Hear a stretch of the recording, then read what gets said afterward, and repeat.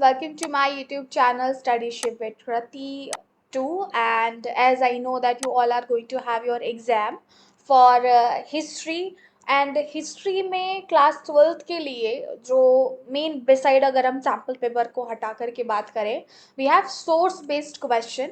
तो कौन से सोर्स बेस्ड क्वेश्चंस पे आपको फोकस करना चाहिए और अटेम्प्ट करने कैसे करने चाहिए, this is something we are going to talk in to today's session. So let's get started with our today's video.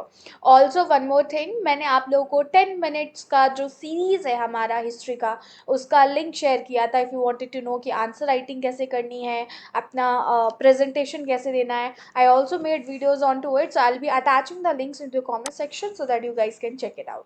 Now let's get started with our history syllabus. तो ये एक्चुअली मेरे बैच का PDF है, something that I am making it available hair as of now.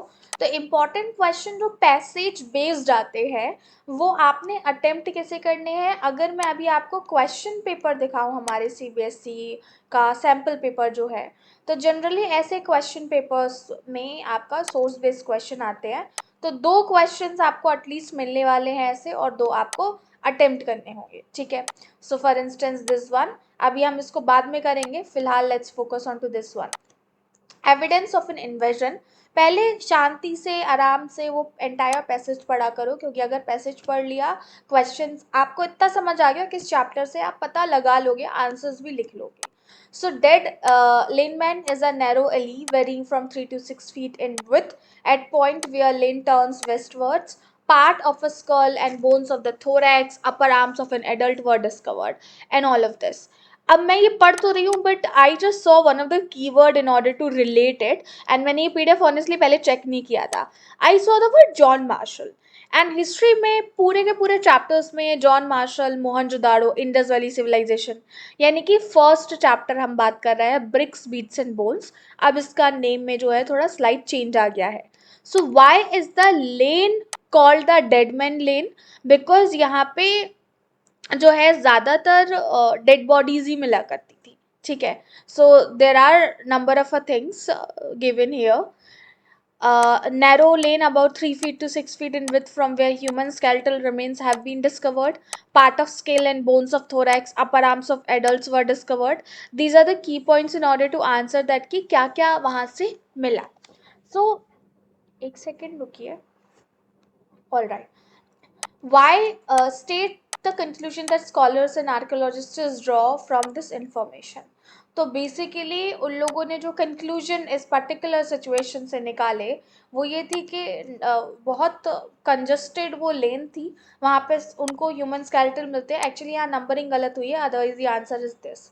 State the conclusion. Okay, we have done this one. Give reasons to justify that earlier interpretation can sometimes be reversed. जैसे कि tiny school जो हमको sculls मिले थे, तो पहले scholars ने क्या कंक्लूड किया था कि evidence points to be invasion, यहाँ पे हमला हुआ है. अब वो बोल रहे हैं कि इस इन्वेजन से जो है एंड ऑफ सिविलाइजेशन हुआ है. Now let's see, we have never asked for privileges. Hansa Mehta of Bombay demanded justice for women, not reserved seats in select electorates. Definitely हम ये chapter 13, 14 या 15 में से बात कर रहे हैं. अभी आगे देखेंगे तो और पता चल जाएगा. Economic justice, political justice, ये हो गया. तो we have asked for that equality which can alone be basis of mutual respect, understanding, without which real cooperation is not possible between men and women. So definitely we are talking about that particular chapter जहाँ पे constitution का foundation lay down किया जा रहा था. जैसे कि Hansa Mehta did not demand reserve seats for women, तो इसके कारण दो. हंसा मेहता ने actually reserve seats for women demand इसलिए नहीं की थी बिकॉज ये डिविसिव था अपने आप में नेचर में, और इसको करने से उस वक्त रिसेंटमेंट हो सकता था. दूसरा क्वेश्चन है, what could be the basis of mutual respect among men and women? तो she did not want privileges for women, instead of give them opportunities to empower themselves. दूसरा, appreciation होना चाहिए एक दूसरे के लिए, यहाँ पे contribution होना चाहिए.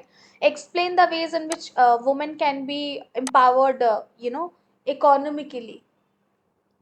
सो अगर इकोनॉमिक सेंस में बात करें तो इनको 2 तरीके से जो है एम्पावर किया जा सकता है.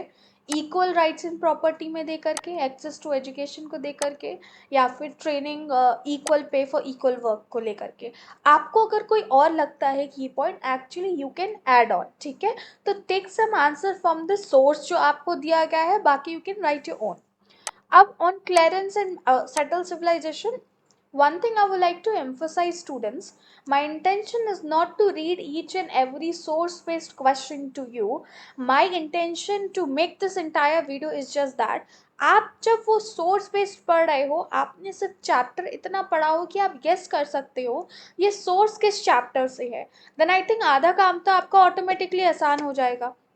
अब जैसे कि ये पढ़ते पढ़ते ही मुझे समझ आ गया, passing through one village in the lower Rajmahal to Buchanan.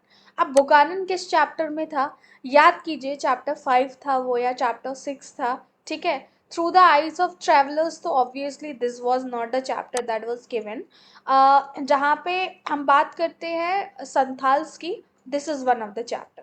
तो view of a country is exceedingly fine, वहाँ पे सिविलाइजेशन बढ़िया है, स्पेशली नैरो वैलीज है, rise winding up in all direction, clear lands है, स्कैटर्ड ट्रीज है, जो है रॉक्स हिल्स है, परफेक्शन वहाँ पे देखा जा सकता है। This place should be occupy of woods, as great demand है इसकी। तो बुकानन एक्चुअली इन सारी जगह को विजिट करता है, तो वो डिस्क्राइब करता है, ठीक है, कि लैंडस्केप वहाँ का कैसा है, बिकॉज बुकानन का मेन काम था जगह दे करके उनकी क्वालिटी को चेक करना, so that later on we can see what are the opportunities available for it. So mention about Buchanan's opinion of how the land of Rajmahal more productive. Land should be clear of woods ताकि राजमहल की जो land है वो और ज़्यादा productive हो जाएगी. How are Buchanan's vision and priorities on development different from the local inhabitants? क्योंकि बुकानन के अकॉर्डिंग वो चाहता था आसान एंड पलास के जो पेड़ है, ठीक है, प्लांटेशन है, और थेसर, थेसर से एक्चुअली सिल्क वॉर्म्स आते थे, and lac should occupy the place of woods, ताकि इनको जब आसान पलास एंड थीसर को बाहर बेचा जाएगा तो उससे प्रॉफिट होगा। सो दिस इज हाउ उसका जो ओपिनियन था regarding this, that was different. Explain how inhabitants of Rajmahal hill felt about the Buchanan's ideas of production. So पहली बात तो ये, बुकानन के जो आइडियाज़ थे वो हमेशा सस्पिशियस थे for the local people.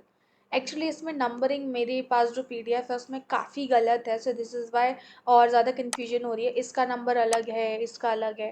So felt discriminated locals के according, this they always feel critical about each other, because Buchanan का इंटेंशन रहता था more about expanding that particular thing, and inhabitants का रहता था कि हमने तो अपना जीवन यापन करना है, so it's not about the profit and all. Now in few Harappan sites that continue to be occupied after 1900 BCE, there has to be a transformation of material culture marked by the disappearance of distinctive architects of the civilization weight seal. For sure हम जो बात कर रहे हैं Harappan sites की बात हुई है चैप्टर 1 से है, ठीक है। तो ओवरऑल कौन से पीरियड को जो हम लेट हड़प्पन बोलते हैं या सक्सेसर कल्चर्स बोलते हैं, how can we say that कि जो ट्रांसफॉर्मेशन मटेरियल कल्चर का हो रहा था, this has taken place in and few Harappan sites of this civilisation. बहुत सारे एविडेंसेस हमको मिलते हैं जो ये प्रूफ करते हैं कि किस तरीके से जो हड़प्पन सिविलाइजेशन की कुछ साइट्स थी वो ट्रांसफॉर्म होती हैं, एंड उनकी रीजंस जो हैं यहाँ दिए हैं। So there was only actually one question that asked out of it, and क्योंकि ये बहुत बड़ा है so only one is given here. अब read the following passage, answer the questions that follow. Frontiers of, again students, एक Harappan civilization से आना, there are higher chances कि हड़प्पन civilization से एक question तो आता ही आता है, और generally students अगर confuse होते हैं source based question में, तो वो मैं बोलूँगी सेकेंड एंड थर्ड बुक से नहीं होते, वो फर्स्ट बुक से ही होते हैं। तो मेक श्योर आप फर्स्ट बुक के जो अपने जितने भी सोर्स बेस्ड वगैरह है ना, वो अच्छे से रिवाइज कर रहे हो, because if you are doing this is going to be more than enough to go ahead with it. So different sites है, कलीबंगन, लोथल, राखीगरी, मोस्ट रिसेंटली ढोलावीरा, ये डिस्कवर हुई थी, एक्सप्लोर हुई थी, एक्सकेवेट हुई थी। as a part of these efforts, fresh exploration हुए थे। So what problem has occurred in the frontiers of Harappan civilization? Problem जो हड़प्पन सिविलाइजेशन के साथ हुई थी वो ये थी कि नेशनल बाउंड्री जो प्रेजेंट डे है उनका थोड़ा बहुत या फिर बिल्कुल ही कनेक्शन नहीं मिलता है, ठीक है, बाउंड्रीज से, हमारे आज की नेशनल बाउंड्री से। तो जब इंडिया पाकिस्तान का पार्टीशन हो जाता तो this really become difficult to explore more about that particular thing, क्योंकि ज़्यादातर साइट्स हड़प्पन सिविलाइजेशन की पड़ती हैं पाकिस्तान में। अब what has spurred Indian archaeologists to do and what settlements have been found recently? तो पार्टीशन दो नेशन में हुआ था, इंडिया एंड पाकिस्तान। इसने प्रॉब्लम क्रिएट की of demarcation of Harappan sites. अब इससे क्या हुआ, इंडियन आर्कोलॉजिस्ट्स ने ट्राई किया एंड लोकेट की इन साइट्स को। तो after extensive survey of Kutch, Punjab, Haryana, कुछ हमें साइट्स मिलती हैं। इनफैक्ट आज भी Rajasthan side, Gujarat side exploration चलता रहता है रिगार्डिंग दिस वन। ओके, अब हम बात करते हैं in the praise of Samudragupta. I think you should not take any time to think about के कौन से चैप्टर से है। किंग्स, फार्मर्स एंड टाउन्स वाले चैप्टर से फॉर श्योर हम बात कर रहे हैं। तो ये has without an antagonist on earth, by overflying the multitude of many good qualities adorned by hundreds of good actions, he wiped off the fame of other kings with the sole of his feet. Purush, being the cause of prosperity of good and destruction of bad, is incomprehensible. Now here's a very good thing, आपको ये समझ आना चाहिए with the very first line in the praise of Samudragupta, ठीक है। अब मैं आपको बताती हूँ, even if you don't read it you can directly, who wrote the ever प्रशस्ति, तो अगर आपको याद हो किसने ये लिखी थी, तो ये इनके जो दरबार में काम किया करते थे हिस्टोरियन, उन्होंने लिखी थी। ये है प्रयाग प्रशस्ति, ठीक है, अलाहाबाद पिलर इंस्क्रिप्शन भी बोलते हैं। मेनली किसने, Harisena, as a said court poet ने लिखी थी। तो प्रशस्ति में समुद्रगुप्त की एक्चुअली बहुत तारीफ की गई है, मतलब ये धरती के सबसे शक्तिशाली जो है वो राजा हुए हैं। So mention any three qualities of the ruler described in the expert. तो you can just actually take directly qualities from here कि इनका इतना टेंडर हार्ट है, डिवोशन है उसमें, ह्यूमैलिटी है, एंड कंपैशन है इनमें, and there are, he is the giver of many hundreds thousands of the cows. So you can just write directly these. अब how far these values shown by the rulers relevant in the contemporary society? तो देखो ये qualities आज भी matter करती हैं, because जो care taker होता है, care taker of the entire state और नेशन, उसमें वेलफेयर वाली फीलिंग होनी चाहिए, बिकॉज अगर है तो फिर वो सब जनता को खुश कर पाएगा।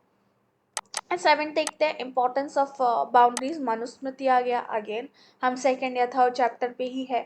तो सेकेंड सेंचुरी बीसी से लेकर के सेकेंड सेंचुरी सीई तक जो है वो टेक्स्ट्स कंपाइल होते हैं, किस तरीके से डिफरेंट चेंजेस होते हैं। So all this is actually given here. I would be providing you the entire PDF. Comment section में मुझे बस कमेंट करके बता देना कि आपको ये पीडीएफ चाहिए। I directly send this to you all, otherwise I'll create one of the telegram group. This highly depends upon how many of you want this pdf, तो मैं शेयर कर दूंगी। अब हम जाते हैं हमारे क्वेश्चन पेपर पे जो हमारा है हिस्ट्री का। तो इसमें देखते हैं source based question, section D है, ठीक है। अब आपको 31 क्वेश्चन हो गया आपका, और 32 हो गया, और 33, तो 3 आपको मिलने हैं अटेम्प्ट करने के लिए। देखते हैं क्या है। Just as Buddha's teaching were compiled, means it's from the 4th chapter, thinkers, believers and building, ठीक है। Identify the person who persuaded the king to renounce the world, किसने किया था उन्हें मजबूर के वो दुनिया छोड़ दे, मजबूर या फिर convince. O king, dhamma alone and nothing will ever save you. What does the word dhamma signifies? The teachings followed by the disciple. तो धम्मा का एक्चुअली मतलब क्या है, and how it is important, ये आपको यहाँ पे कहीं ना कहीं लिखना है। Under which context the following unchecked like birds in their flight. अक्सर such kind of a sentence give a huge context in order to right, जो कि बुद्धा के बारे में भी मेंशन है एंड लॉर्ड महावीर के बारे में मेंशन है। So you have to just justify the meaning here given by this particular line here. In fact क्योंकि इसको यहाँ पे एक्सप्लेन भी किया गया है, leave your large kingdom, and वो सारी अपनी सुख और अटैचमेंट प्रॉपर्टी सब छोड़ दो, and and become form of your energy and go and do the good deeds in to the world. तो this is something is given here. ये uncheck the birds in their flight is the context of leaving the kingdom. अब बात करते हैं a demon. Second है करैक्कल अम्मैयर. सो जिसमें movements की बात हुई है, आंध्रा में मूवमेंट चले थे, नॉर्थ इंडिया में चले थे, भक्ति सूफी एंड ट्रेडिशन वाले चैप्टर में how beauty has been personified by the Karaikkal Ammaiyar here. तो ब्यूटी को किस तरीके से यहाँ पे पोर्ट्रे किया गया है, you can just give it कि एक फीमेल पे दिया हुआ है जिसकी बल्जिंग वीन्स, अगर आप डायरेक्टली भी लिखते हो इट्स फाइन, अगर एक्सप्लेनेशन नहीं आता है तो. bulging veins, sprouting eyes, white teeth, shrunken stomach, shouts will state the reasons के इसमें किस तरह की कंडीशन को यहाँ बताया गया है. and with this method here thrown in all direction, that here it goes. Third देखते हैं British element is gone but they have left the mischief behind. Again chapter 13 या फिर 15, क्योंकि मैं ओल्ड सिलेबस के अकॉर्डिंग बता रही हूँ, अब तो सिलेबस चेंज हो गया है. तो ये पार्टीशन वाला चैप्टर हट गया है आपके में. फ्रेमिंग द इंडियन कॉन्स्टिट्यूशन से है, तो दे have left the legacy behind.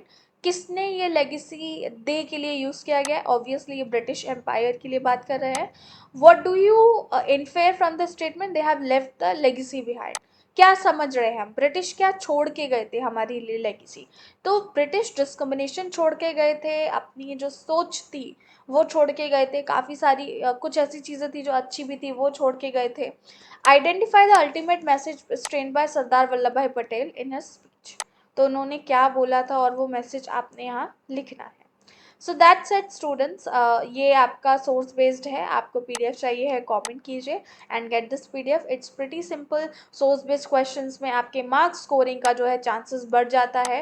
Here if we go, तो सेक्शन डी में हमने मिलते हैं 3 क्वेश्चन और ये 4 मार्क्स के होते हैं, तो 12 मार्क्स तो आपके यहाँ से confirm. So bye bye for now. Wishing you all the best. We will meet soon into our next lecture.